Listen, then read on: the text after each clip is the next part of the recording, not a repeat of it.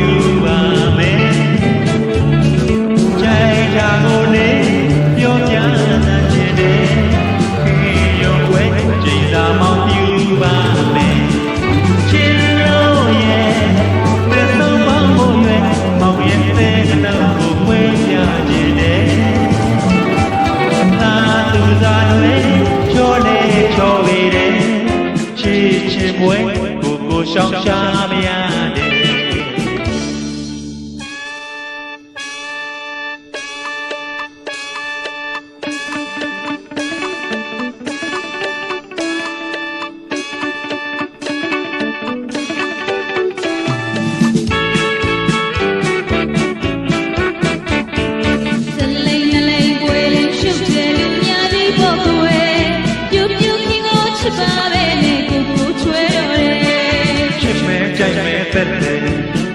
Yora Gwen, Kate, the Yetche, Baby Yaga, Tete, Yoga, Kimmy.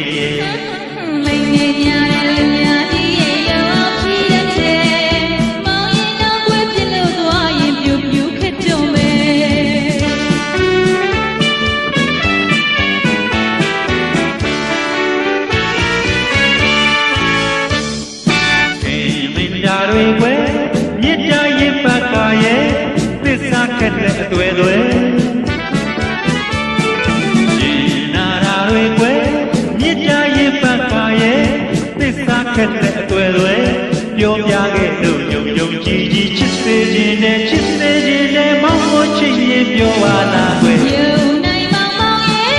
king yo ro chin le no kwe ja ya shin le ye yo ba kwe de lei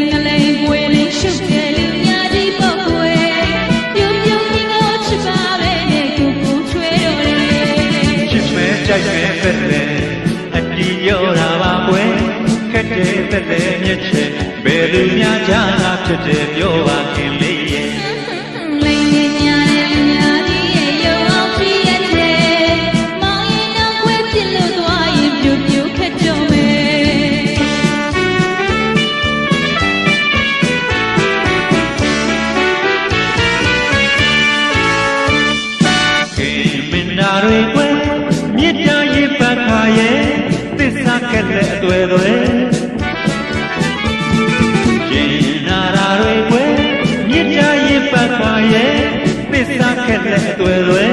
Yo viaje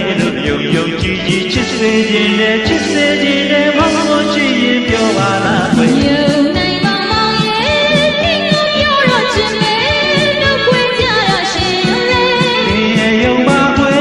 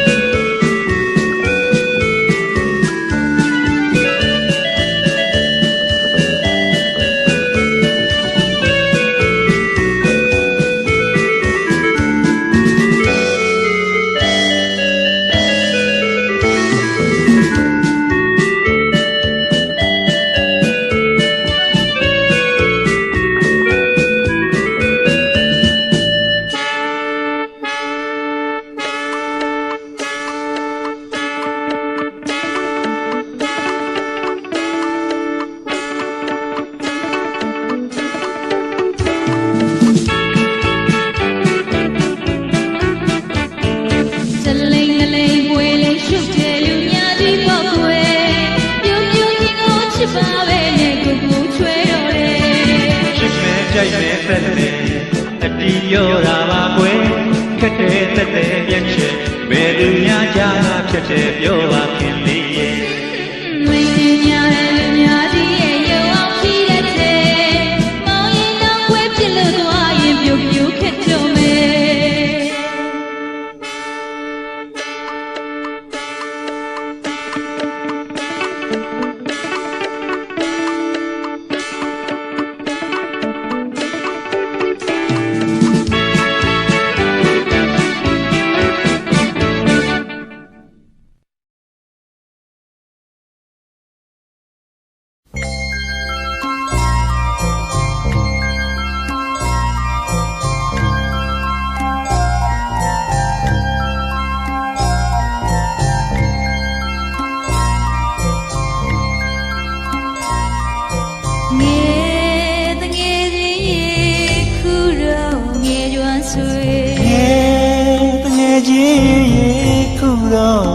ကျွမ်းဆွေ ခုလိုပြန်လဲဆုံးတွေ့ရတာဝမ်းသာမဆုံးနိုင်မေ လို့ဆုံးတွေ့ရတာဝမ်းသာမဆုံးနိုင်ပေ မိဘလာလာလေးတွေရောင်စုံထုံးကျွန်းလူမြေအလားပါရဆုံးလာနေဒုဘဝလုံးပမာတူတွေကြည်တရားလေးပေါ်မှာဆုံးပြေးကြခဲ့ရတွေ မမီပါလေအသိရေ မမီပါရဲ့အကျူရီ ငယ်ကကျွမ်းနေငယ်ကျွမ်းဆွေငယ်ကကျွမ်းနေငယ်ကျွမ်းဆွေ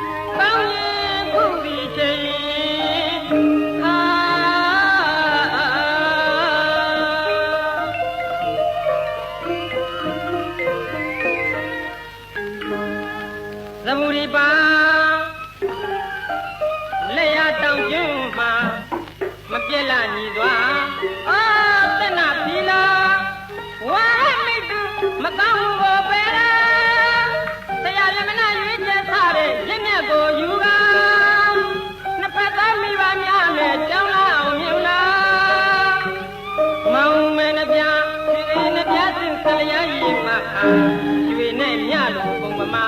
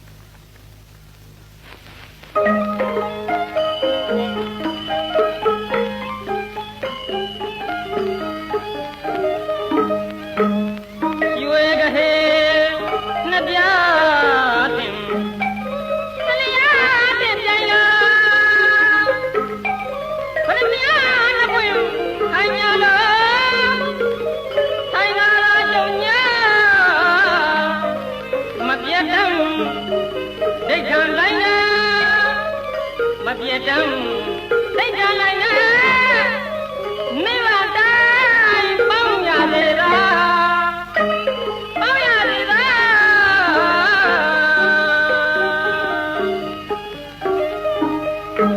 ကိုပုံညာဝဒနာ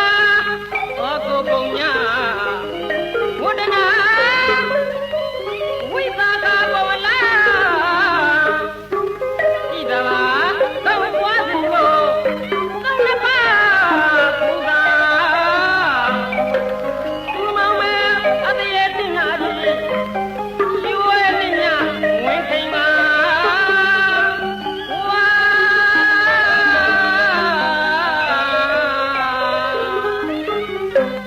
နေနေနာအလျံပြားသလားကောင်းငင်းကနေနေလားအလျံပြားသလားကံဖောင်းလားဥဘောထူတာကြောင့်ယခုလိုနှုတ်ကြောင့်ငါကောင်းရံဒီမှာအာဝဟနဲ့ဝိဝါဟကိုတဲ့ထိန်ညောင်လက်ထပ်တဲ့မင်္ဂလာပါမင်္ဂလာပါ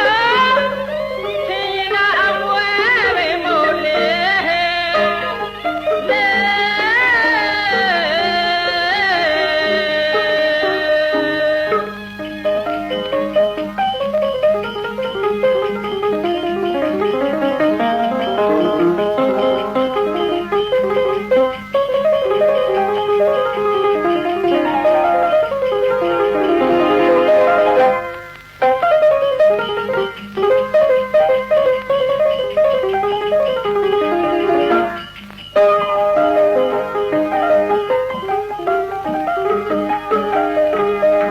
จิตามิตาติตาခိုင်မြဲကလည်းမကွဲဘူးမှာပါဘုံဒီကျင်နာဝတ်သုံးမြေကပါသန္တာလေးကန်းနိုင်လားချိန်ဘယ်မလို့နိုင်မှမြဲတဲ့သစ္စာတရားပြင်းမြင်လားပွင့်လို့စေရအဲ့ဒါမှအိမ်တော်ဘက်မှာသာသာရရအမြဲတမ်းလုံးပြအောင်တဲ့လူကောင်းမှုမြင်လားဟာ ဖတ်ပြီးလိုက်တာအလုံးပေါင်းအဲ့ဒီဗမာပြုတ်ဒီဒီကာလမဂ္ဂဒေဝတွေကရေးထားတာလေသူတော်သူကင်ပညာရှင်တို့မိတ်ကျင်စကားတခွန်းပြကဗရမ ဆန်ထိုးလောက်ရှိတဲ့ဗရမကတော့ဒီဒါနတို့ကမှဦးလေးကပြောမယ်ကမ်းပါနော်တက်ကြီးရေဒီလည်းပြပြီးပါဒီမျိုးလေးရတဲ့အကြီးပဲလေဖြစ်ပြီးအတွက်ဦးလာမောင်မဒီမင်္ဂလာပွဲမှာဩဝါဒအခွင့်ပြောပြီးမှဦးလေးစပါရစီလို့ဆောင်းတာလို့လေအခွင့်ဩဝါဒလေးပြောပြပေးပါရမေတ္တာရက်ခံပါရခင်ဗျာ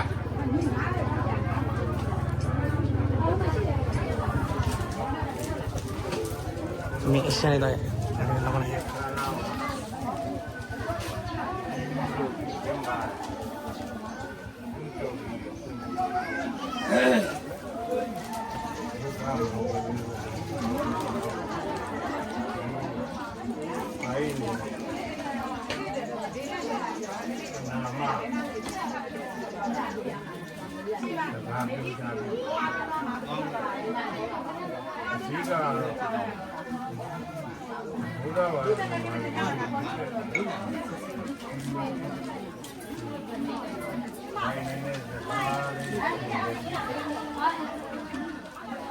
ဒီနေ့ဗမာနိုင်ငံမှာ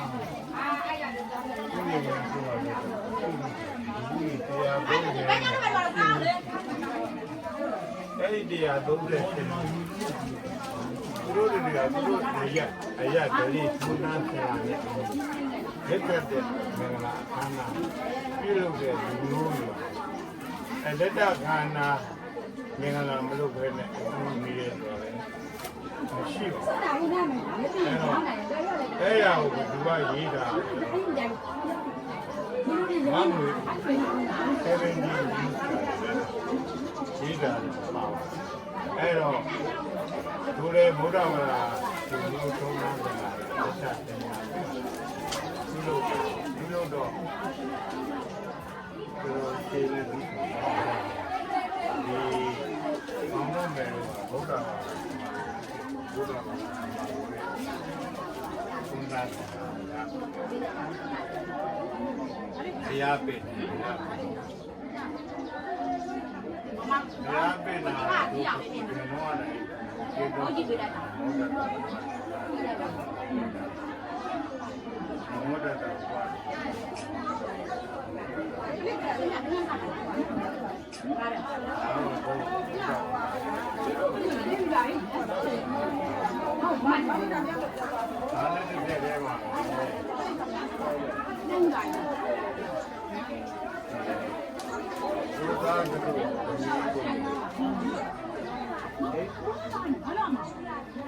ခေါင်းစိတ်ရပါရပါဒီနေ့ပြေတော့ဒီတခြားမင်္ဂလာရရလောကဝပြပတ်ပါဠိပြလူနာတိစေတတိနဲ့တော့မရပေဘူးဒါဒီစေတတိကိုသားတို့သမီးတို့နော်မကောင်းတာမှုတဲ့များကိုပြည့်စည်ပြကကောင်းတာကိုမင်္ဂလာပတ်ပါဠိပြလူနာတိစေတတိနဲ့တော့မရပေဘူးသိရှိလာတဲ့အခါကတာပြနဲ့ဇာတော်ဘာလဲခေါင်းပါလေကင်လာကောင်းတာမှုတဲ့များသူ့ဘာလို့ဆိုရင်လူရင်း မင်းလည်းပါပါတယ်ခါလေးတော့မပါဘူးပေါ့ဒါလေးတော့ပါပါလောကတက္ကဝဓမ္မရာပရိအေကြောင့်ရှိတို့မှာနောတာတို့တန်တဲ့လူတန်တဲ့လူဒီကြီးအစဒီယူလို့နော်ဘုရားကောင်းဥစ္စာရှိရပြီတဲ့လာသယမယေအစာခြာကတတွေပြည့်တဲ့ဒီဘုရားကဝလာချုံဆောင်ချင်းတော်ဒီတို့ချိုးတို့တဲ့ဘွယ်စင်တဲ့ဘကံဘုရားချီကောင်းနာလောင်းကျဲကျဲပန်းကန်စားပန်းကန်ပန်းကဗလာငွေပွေဘုံပြည့်ကျတဲ့ညာထွေစုစုချိုဝိတုကြောင့်ယခုနေကဓာတာကျူပြောင်းလက်ခကောင်းတဲ့ရှင်ကျောင်းမာလာခါတမရတဲ့သူပါရမီသာဟိတ်တို့စုံညက်ဒီရမင်္ဂလာကားပြီးထူးစားမလဲထူးစားအလျောက်ဒီမြောက်ဝေးဒီမြောက်စုံရဲ့ဒီဆိုပါကြောင်းနော်တော့တာတို့တမီးတို့အရောက်ချီအောင်ပို့ပလိုက်မိဘတာဝန်ဒါလာမဟုတ်သေးဘူးသူတို့ရှိတယ်လို့ကြီးပြောင်းဒီညာတွေတိတ်တိတ်ဒီကာလအိမ်အောင်ကြတဲ့အရွာကြီးပြောင်းပြီးကာလတဲ့ဟုတ်ပြီအဲဒီကကြတော့ဒါတို့တမီးတို့ဒီဘက်ဆက်လိုက်တော့ဟောဘာမှမလားမဟုတ်ဘူးလားဖယားပင်းပြီးသွားတဲ့ခါကျတော့ကျုပ်ကအဲ့ဒါတွေကြော်ပြီးတော့ကာကဘာသာပတ္တကပထမမှာအနန္တအတိတ်တို့ယမိတို့ကြည်ပြုံးပွဲတဲ့ဟိုလိုအနေကပဲတဘာကပဲလောကီယဘာပဲဝေတို့သဘောညီမြတဲ့ပြေယောဂီပါအများစုတွေမှာတရားမှုဒီမကွာအစင်အလားတော့မီတရားမူတွေမကွာအစင်အကြတော့ဒီမင်္ဂလာတထုပ်အချုပ်ပြောကြရမို့နှုတ်ဝေါ်ဟာလူတမ်းပါဖြင့်ဥပဒမန်ဇာကြောင့်တိုက်နေကြတာဒီကျော်ပြီးအတီဗီထုံးဝကဒီနေ့အညီအီမီတော့နေ့အခါ၌လက်လိပ်ပါတာအဒီမရွေးစေရတဲ့သူမင်းမြတ်စွာမြတ်ဓမ္မကိုကဲသားတို့သမီးတို့ရှိဖို့ကတော်ရအောင်ဖယားစီစိတ်ရောက်ဖယားစီစိတ်ရောက်တရားစီစိတ်ရောက်သံဃာစီစိတ်ရောက်ကဲဥချာလူကတော်ရကောင်အဲ့ဒါကြောင့်ဤတော့ဒီခါနဲ့တလိဘာသာအယူမလွင့်စေရပဲလူမင်းများစွာမြတ်ဓမ္မနဲ့လူမင်းများစွာဆိုတာဖယားနော်လူမင်းများစွာမြတ်ဓမ္မနဲ့သံဃာရှင်ဥထိတ်တင်လျက်အမိအရောက်လိုက်ဩမိခင်ဖမြအိမ်ဦးတကိုနောက်တော့ဘုံလုံးနေတာသူမျိုးမီတို့အိမ်ဦးနာဒီရတော့ဘယ်သူမှဝဲတွဲပါလဲကိုကဲဟာလားအဲ့ဒါလေအိမ်ဦးနာပဲတော့သားတို့သမီးတို့မိခင်ဖမြအိမ်ဦးနာကိုမပြတ်ကြိုကျိုးလက်စုံမိုး၍ဒီ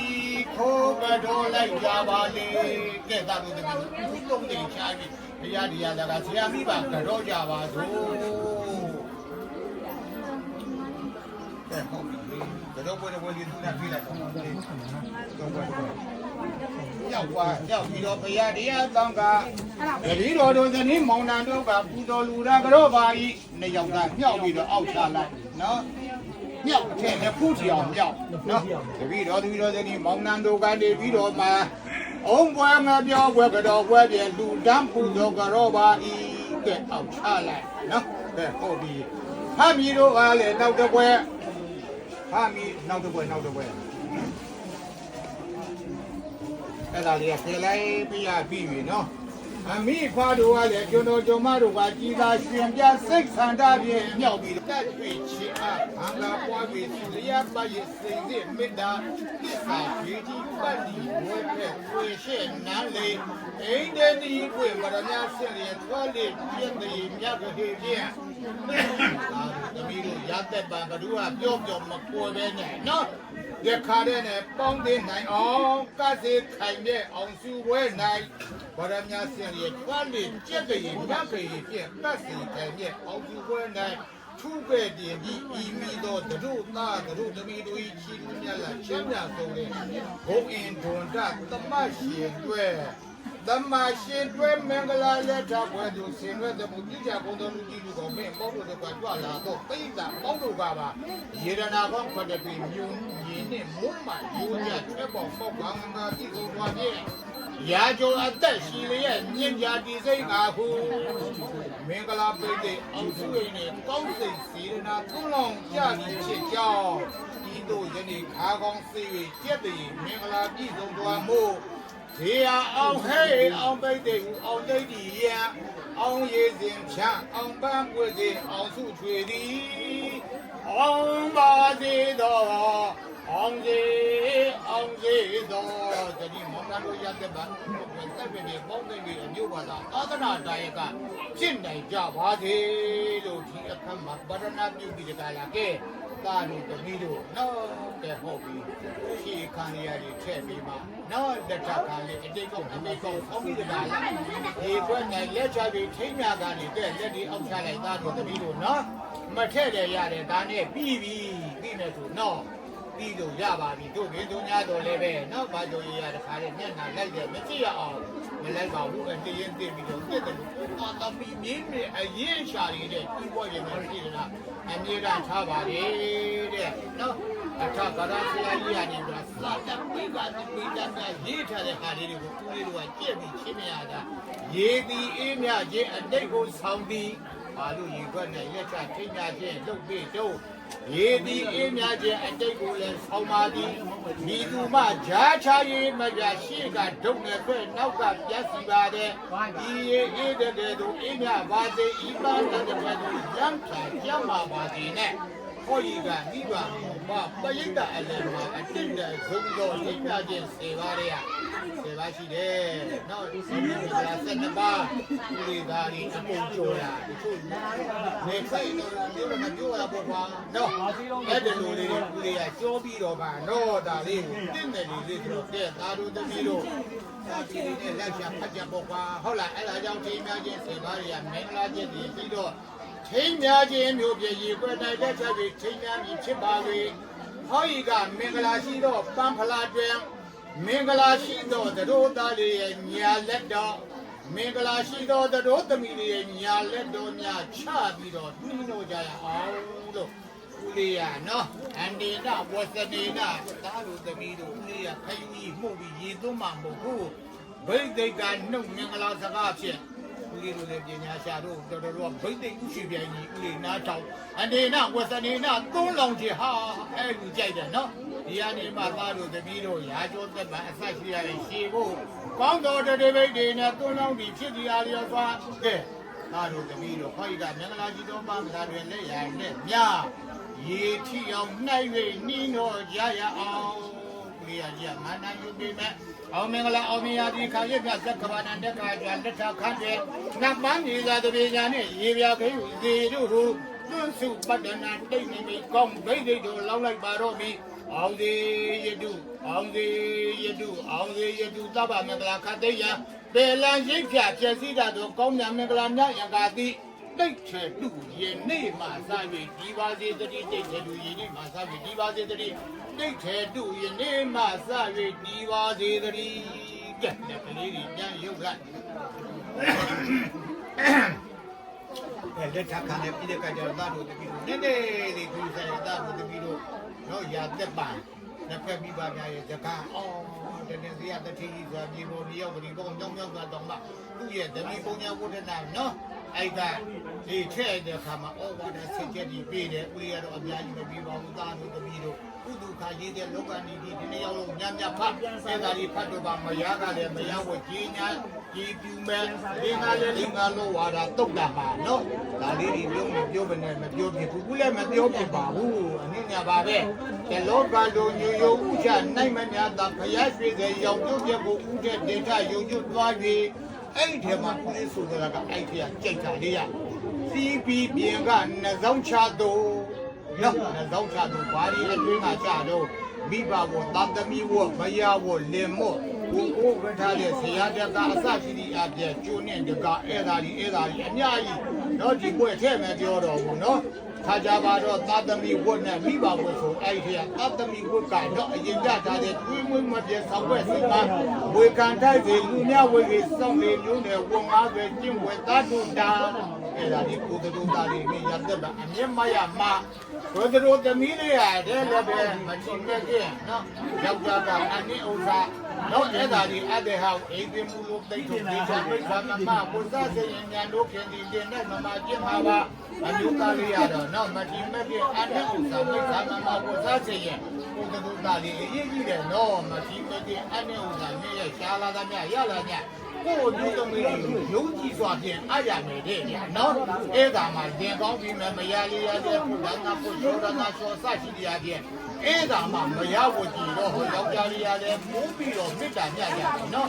ဒီလေးကတန်ဘူးလာမှုစတဲ့မေတ္တိတော်လေးဝဝင်တဲ့မောကတရဲ့မိမရဲ့သူချီတွေကတန်ဘူးလာရဲ့နော်လင်းတော်မောင်ကြီးတန်ကြီးကနေချာလို့တော်တဲ့သွားတာတောင်မှဒါတော့ရကဘလူနဲ့တွေ့တော့ဘလူကသူ့ကိုကြည့်ပြီးတာမိုးချုံမယောက်ျားကြီးပြန်ရတော့နေပဲသွားနေတာတော့ဆိုချင်းမင်းချစ်တော်မှာသစ္စာဆိုလိုက်တဲ့ခါကျတော့သူချီတေနာဘယင်သားတော်အလောင်းဟာလောကဆွဲနေတာကိုသူ့ရဲ့သစ္စာနဲ့အာလုံးပြည့်ကြပါတယ်သာတာဒိဋ္ဌိတို့တအားနော်ရှာလေးပေါ်ပြီးနေတဲ့လက်ဆက်တဲ့ကောင်းနာနော်အဲကြောင့်လေးပေါ်ပြီးနေတဲ့အဲ့ဒါကြောင့်နော်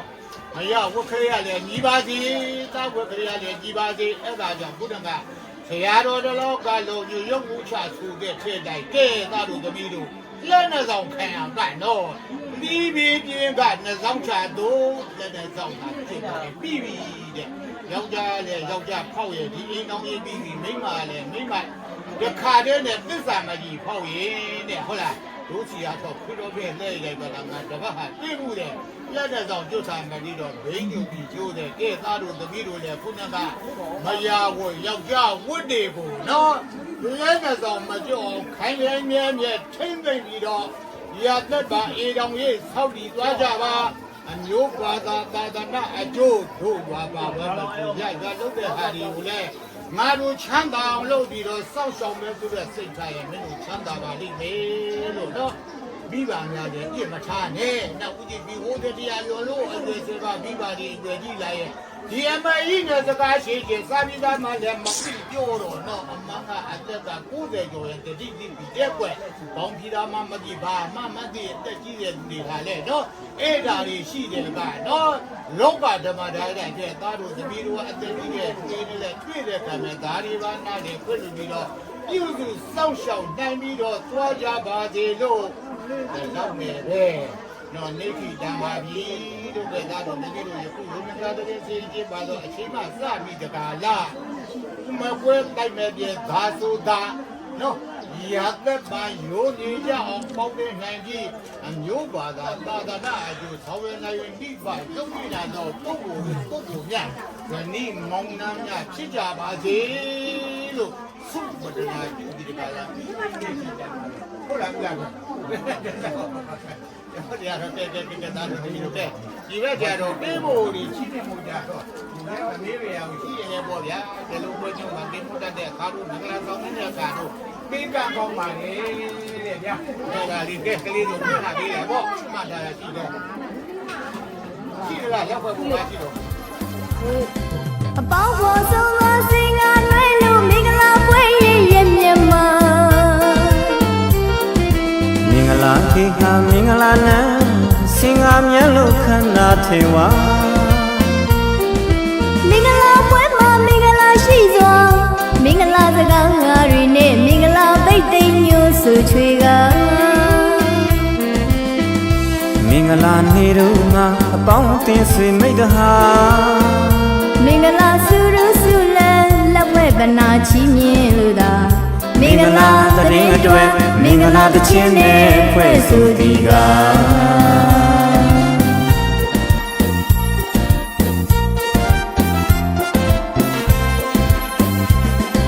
အ ပေါင်းဖော်ဆုံးသောစင်ကနွဲလို့မင်္ဂလာပွဲရဲ့ရဲ့မြတ်မှာ မင်္ဂလာခေဟာမင်္ဂလာနံစင်ငါမြတ်လို့ခန္ဓာထေဝါ မင်္ဂလာပွဲမှာမင်္ဂလာရှိစွာမင်္ဂလာစကားငါတွေနဲ့မင်္ဂလာပိတ်သိမ်းညို့ဆိုချွေက မင်္ဂလာနေတို့မှာအပေါင်းအသင်းဆွေမိတ်တဟာ မင်္ဂလာစုရစုလန်းလက်ဝဲပနာချီးမြှင့်လို့သာ မင်္ဂလာတရင်အတွက်မင်္ဂလာတခြင်းနဲ့ဖွဲ့ဆိုသည်က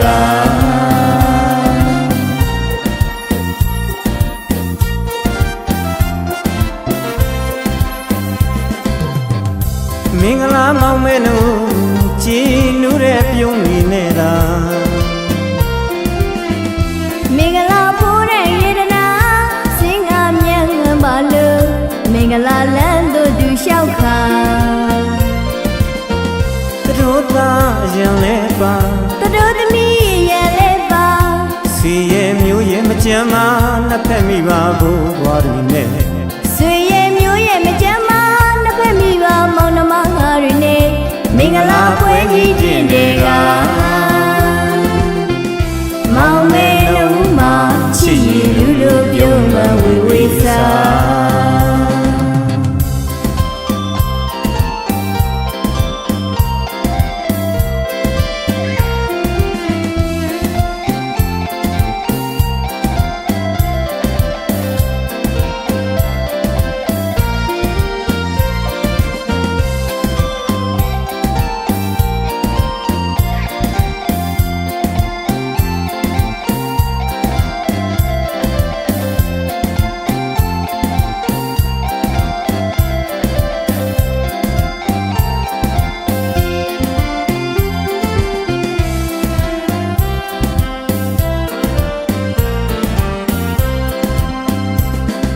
အပေါင်းဖော်ဆုံးသောစင်ကနွဲလို့မင်္ဂလာပွဲရဲ့ရဲ့မြတ်မှာ မင်္ဂလာခေဟာမင်္ဂလာနံစင်ငါမြတ်လို့ခန္ဓာထေဝါ မင်္ဂလာပွဲမှာမင်္ဂလာရှိစွာမင်္ဂလာစကားငါတွေနဲ့မင်္ဂလာပိတ်သိမ်းညို့ဆိုချွေက မင်္ဂလာနေတို့မှာအပေါင်းအသင်းဆွေမိတ်တဟာ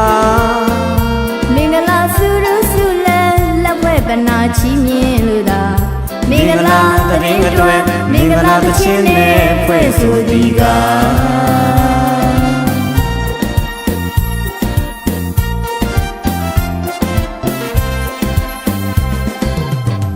မင်္ဂလာမောင်မဲနုကြည်နူးတဲ့ပြုံးနေနေတာ မင်္ဂလာပိုးတဲ့ရေတနာစင်ကမြန်ပါလို့မင်္ဂလာလန်းတို့သူလျှောက်ခါ သူတို့သားရံလဲပါ တတို့သမီးရဲ့လဲပါ စီရဲ့မျိုးရဲ့မကြမ်းမနှစ်ဖက်မိပါဘူးဘွားတွေနဲ့ ဆွေရဲ့မျိုးရဲ့မကြမ်းမနှစ်ဖက်မိပါမောင်နှမငါတွေနဲ့မင်္ဂလာပွဲကြီးတင်တွေကမောင်မဲလုံးမှာချစ်ရည်လူလိုပြုံးမဝေဝေးစား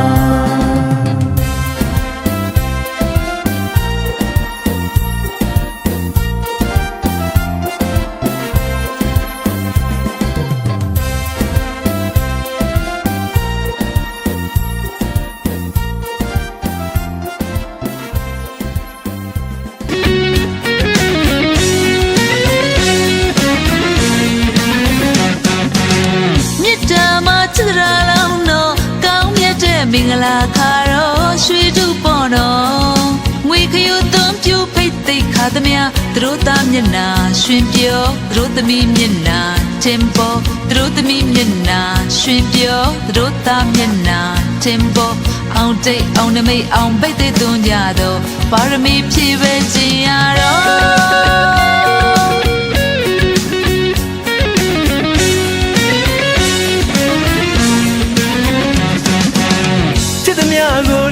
ဆိုမြင်မို့ရွှေတောင်လုံးနဲ့နိုင်တော့ရိုင်းမတင်ဘူးနော် ချစ်သမျှကိုလှစ်ဟာဆိုမြစ်မို့ရွှေတောင်လုံးနဲ့နိုင်တော့ရိုက်မထင်ဘူးနော် ကောင်းကြီးဩဘာမိုးလုံးချင်းချင်းကြော် ပဇနာပီတီကိုစီတီပမာပီတီမျက်နာပန်းမျက်နာပြော မင်္ဂလာစုရူကျူတဲ့နဖော်ပြင်းမျိုးမဲ့မထင်ရွှေရည်သိမ့်သိကြည်လေးတင်စနိုးလာကောင်းမှုသူလူနဲ့တို့သားလူတွေကောတို့သားမျက်နာရွှင်ပြော တို့သမီးမျက်နာတင်ပေါ် တို့သမီးမျက်နာရွှင်ပြော တို့သားမျက်နာတင်ပေါ် အောင်တိတ်အောင်နမိတ်အောင်ဖိတ်သိပ်သွန်ကြတော့ ပါရမီဖြည့်ပဲ